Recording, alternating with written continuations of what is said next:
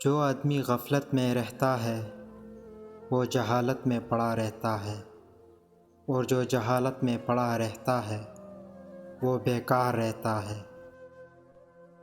جو آدمی دوسرے لوگوں کے عیب کی تلاش میں رہتا ہے، اللہ تعالیٰ اس کے عیب ظاہر کر دیتا ہے۔ جب آنکھیں نفس کی پسندیدہ چیزیں دیکھنے لگے تو دل انجام سے اندھا ہو جاتا ہے۔ جو ظلم کے ذریعے عزت چاہتا ہے، اللہ اسے انصاف کے ذریعے ذلیل کرتا ہے۔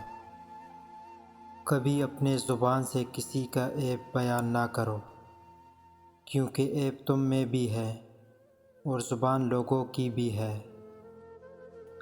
جب کسی شخص کی عقل کامل ہو جاتی ہے تو اس کی گفتگو میں کمی آ جاتی ہے۔ صبر کی دو صورتیں ہیں، جو ناپسند ہو اسے برداشت کرنا، اور جو پسند ہو اس کا انتظار کرنا۔ اچھے لوگوں کا تمہاری زندگی میں آنا تمہاری قسمت ہوتی ہے، اور انہیں سنبھال کر رکھنا تمہارا ہنر۔ ذلت اٹھانے سے بہتر ہے کہ تکلیف اٹھاؤ۔ حضرت علی نے فرمایا، جو قوم علانیہ فحاشی کا ارتکاب کرے ان پر موت کو مسلط کر دیا جاتا ہے۔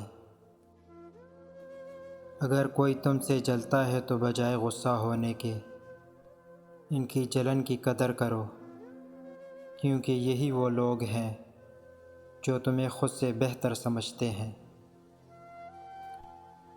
تین انسان تین چیزوں سے محروم رہیں گے: غصے والا صحیح فیصلے سے، جھوٹا عزت سے، اور جلد باز کامیابی سے۔ ان لوگوں کو کھونے سے ڈرو جن کے نزدیک دوستی کے رشتے خون کے رشتوں سے زیادہ عزیز ہیں۔ زبان سے نکلے ہوئے الفاظ جسم کو نہیں بلکہ روح کو زخمی کرتے ہیں۔ زندگی کے تین اصول بنا لو، اس سے ضرور معافی مانگو۔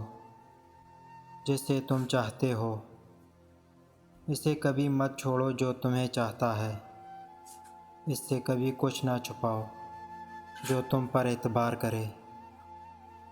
ہمیشہ ایسے شخص کو چنا کرو جو آپ کو عزت دے، کیونکہ عزت محبت سے کہیں زیادہ خاص ہوتی ہے۔